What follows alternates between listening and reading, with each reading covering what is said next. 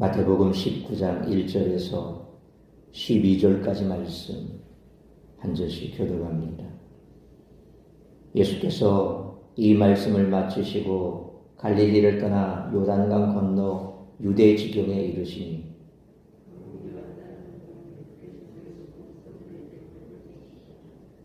바리새인들이 예수께 나와 그를 시험하여 이르되 사람이 어떤 이유가 있으면 그 아내를 버리는 것이 옳으니까?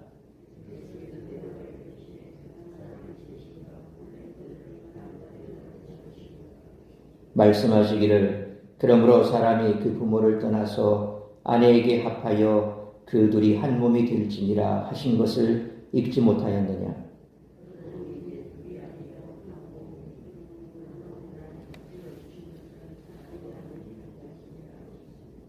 여짜오되 그러면 어찌하여 모세는 이혼 증서를 주어서 버리라며 하였나이까?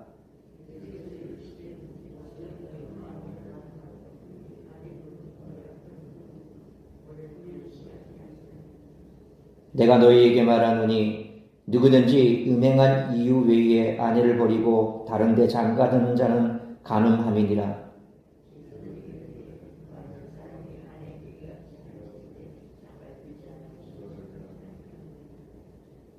예수께서 이르시되 사람마다 이 말을 받지 못하고 오직 타고난 자라야 할지니라. 어머니의 태로부터 된 고자도 있고 사람이 만든 고자도 있고 천국을 위하여 스스로 된 고자도 있다. 이 말을 받을 만한 자는 받을지어다.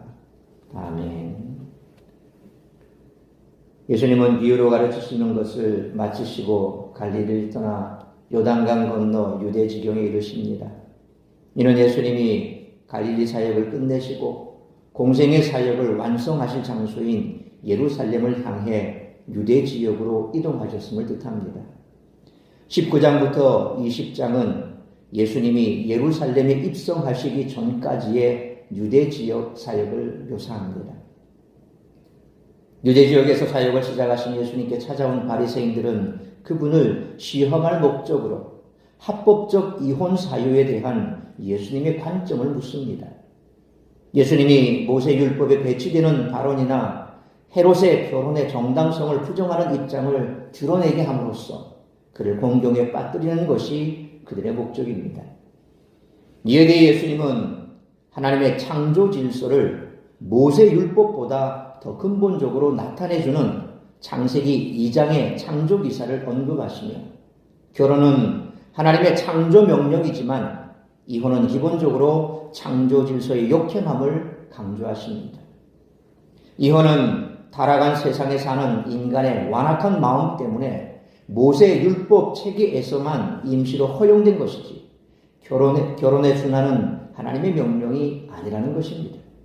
그리고 이혼 사유도 부부의 하나됨을 훼손하는 음행의 경우로 간주됩니다. 따라서 하나님이 이혼의 권한을 남편에게 위임하셔서 남편 생각에 아내가 수치스러운 일을 했다고 여겨지는 경우 이혼을 하는 것이 하나님의 뜻이라는 바리새인들의 생각은 잘못된 것입니다. 결혼을 통한 남녀의 결함이 이토록 결속력이 강하여 음행 외에는 이혼이 성립되지 않는다면 제자도의 삶을 사는데 제한이 되지 않을까?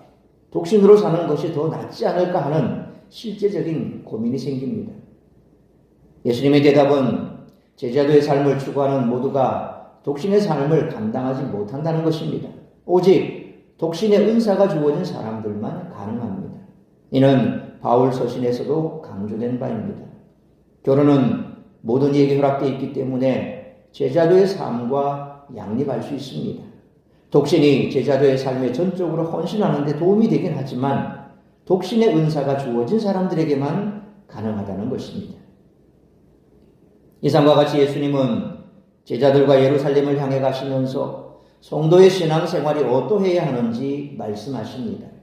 그 첫 말씀이 이혼과 결혼에 관한 말씀입니다. 따라서 이와 같은 오늘 본문의 말씀을 통해 우리들이 깨달아야 할 것은 첫째로 1절로 9절 말씀처럼 이혼은 하나님의 뜻이 아니라는 것입니다.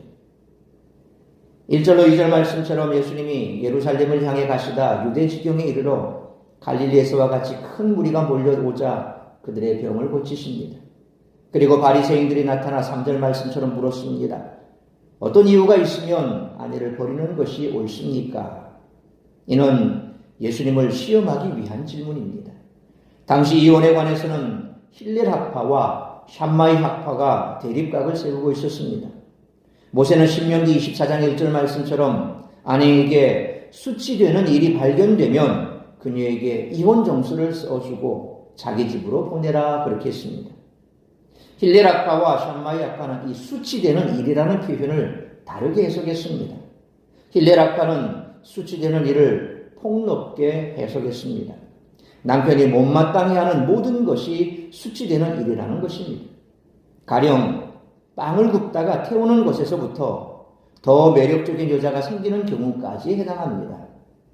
반면에 샴마이 학파는 수치되는 일을 아내가 간음했을 때로 한정했습니다. 배우자가 정절을 잃은 것이 아니라면 이혼하는 것을 반대했습니다. 그런데 만약 예수님이 이 수치되는 일을 높게 해석하면 샴마이 학파로부터 맹비난을 받을 것입니다. 반대로 수치되는 일을 간음으로만 한정한다면 힐렐 학파로부터 공격을 받을 것입니다.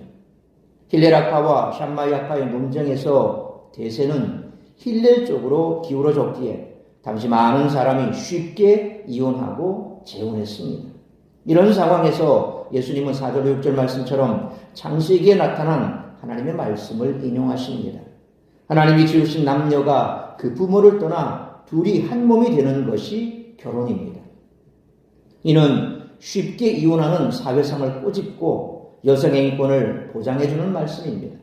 빵만 태워도 이혼을 당하는 시대에 살다 보니 여성들이 이혼하고 갈 곳이 없었습니다. 예수님은 이렇게 버려진 여성들의 인권을 말씀으로 보장해 주셨습니다. 물론 지금은 여성 인권이 예수님 당시나 혹은 우리가 과거에 우리나라에도 겪었지만 조선시대나 이런 때하고는 상황이 많이 다르죠. 여성들도 스스로 경제생활을 할 수 있는 충분한 능력이 있기 때문에 그래서 그때 당시와 지금은 많이 다릅니다만 그러나 중요한 것은 왜 이혼하지 말아야 하는가에 대한 우리가 신앙적인 정립이 필요하다는 것입니다.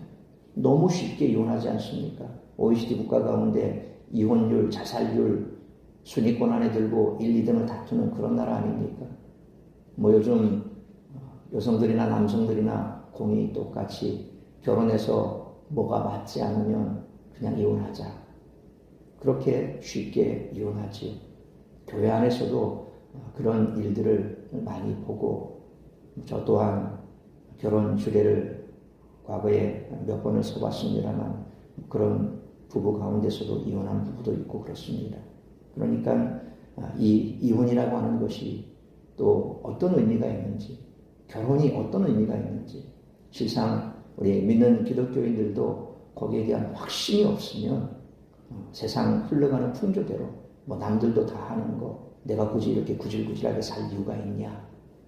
가족들도 그렇게 얘기를 합니다. 너 그렇게 살아서 뭐하냐, 이혼해라. 이혼한다고 해서 신앙생활 못하는 것도 아니지 않냐. 맞는 말입니다. 이혼한다고 신앙생활 못하는 건 아니죠. 그런데 중요한 것은 당사자의 투철한 신앙관인 것입니다. 자, 이런 예수님의 말씀에 바리새인들이 7절 말씀처럼 그러면 어찌하여 모세는 이혼 증서를 주어서 버리라 명한나이까? 라고 질문을 합니다. 이 질문을 보면 그들은 아내가 남편에게 수치되는 일이 있는 경우 남편이 이혼 증서를 주어 아내를 버리는 것이 하나님의 명령이라고 생각한답니다.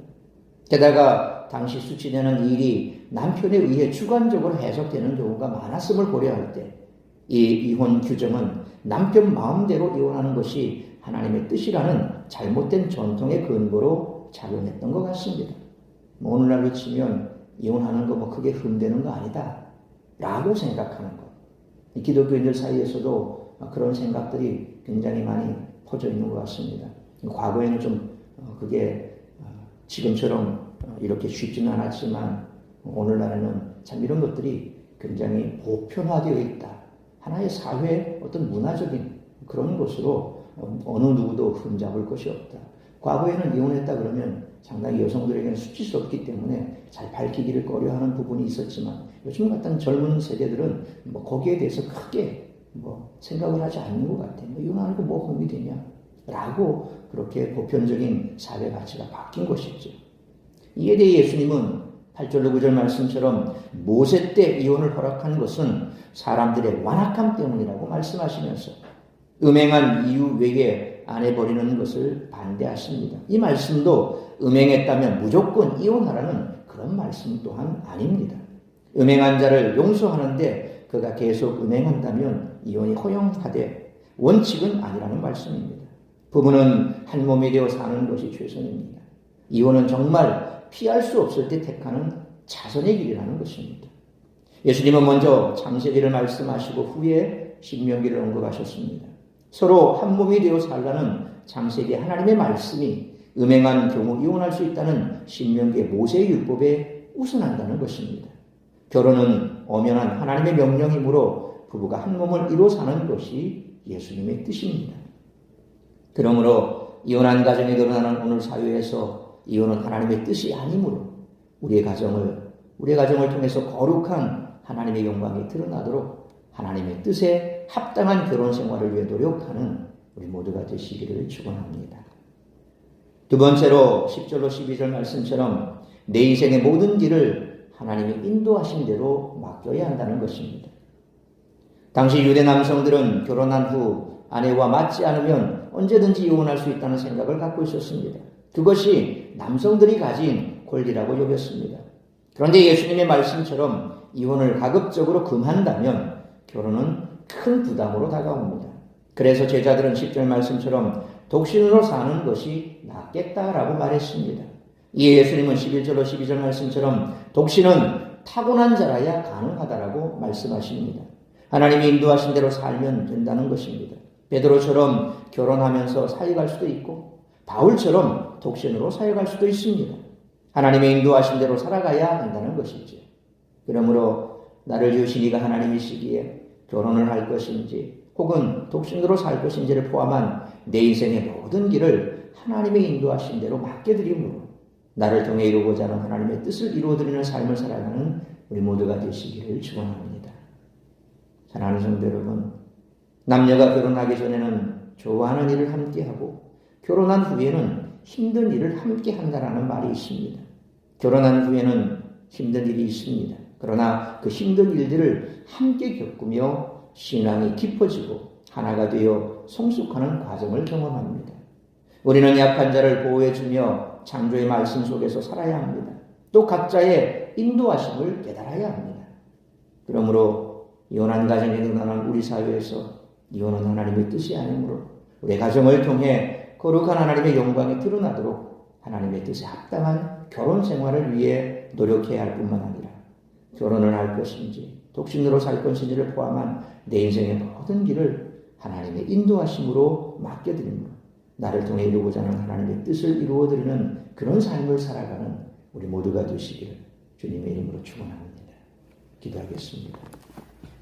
거룩하신 아버지 하나님, 은혜와 사랑을 감사합니다.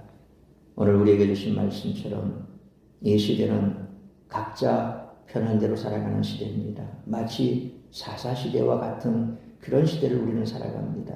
그것은 바로 주님 이 땅에 다시 오실 날이 가까운 말세의 마지막 때를 살아가는 그런 시대의 현상입니다. 서로를 사랑합니다. 자기만을 사랑합니다. 자기를 사랑하고 돈을 사랑하는 시대라고 했습니다. 우리가 바로 그런 시대에 살아가고 있습니다. 그런 시대에 점점 더 가정들이 붕괴되어 가고 있습니다. 이혼하고 그래서 그 이혼한 가정 속에서 또다시 우리의 자녀들은 고통을 받고 또 힘든 삶을 살아가야 할 뿐만 아니라 그런 삶이 오히려 현 시대가 가지고 있는 하나의 시대의 풍조라고 사람들은 편하게 생각해 버립니다. 교회 안에서도 그와 같은 일들이 비일비재합니다. 하나님의 말씀이 무엇이고 우리 주님께서 무엇을 원하시는지 오늘 이 시대의 가정들이 어떻게 해야 할지에 대하여 우리는 더 깊이 생각해야 할 것입니다. 결혼도 이혼도 그것이 내 마음대로 내 뜻대로 내가 원하는 대로 되어가는 그런 시대라고 한다면 우리의 가정은 온전한 가정이 남아있지 못할 것입니다. 힘든 일도 함께하고 또 기쁜 일도 함께하고 그래서 가정은 모든 가족들이 서로가 하나 되고 하나된 가정이 아름답게 하나 되기 위해서는 서로가 더 애쓰고 노력하고 더 정결하기 위해서 힘쓸 때에 세상 가운데서 그리스도인의 가정들이 아름답게 세워질 줄 믿습니다. 그런 노력도 없이 내 편할 대로 그렇게 생각하고 행동한다면 마치 오늘 바리새인들이 질문했던 그 질문과 유대인들이 당시에 가졌던 그 결혼관, 가정관에 대한 것과 똑같이 우리는 그렇게 살아갈 자들이 밖에 될 수 없다는 것입니다. 오늘 다시 한번 우리들의 가정을 돌아보고 우리가 서로 맞지 않다고 또 힘든 어려움 가운데 있다고 그렇게 쉽게 가정을 해체시킬 것이 아니라 하나님의 뜻이 무엇인지 하나님께서 뭐라고 말씀하시는지 말씀에 기초하여 다시금 우리의 생각을 정립하고 우리의 가정들이 또 우리 모두가 하나님의 뜻을 드러내고 하나님의 영광을 위하여 아름답게 세워지는 그런 가정들, 그런 성도들 될 수 있도록 인도하여 주옵소서. 이 모든 말씀 우리 주 예수 그리스도의 이름으로 기도하옵나이다. 아멘.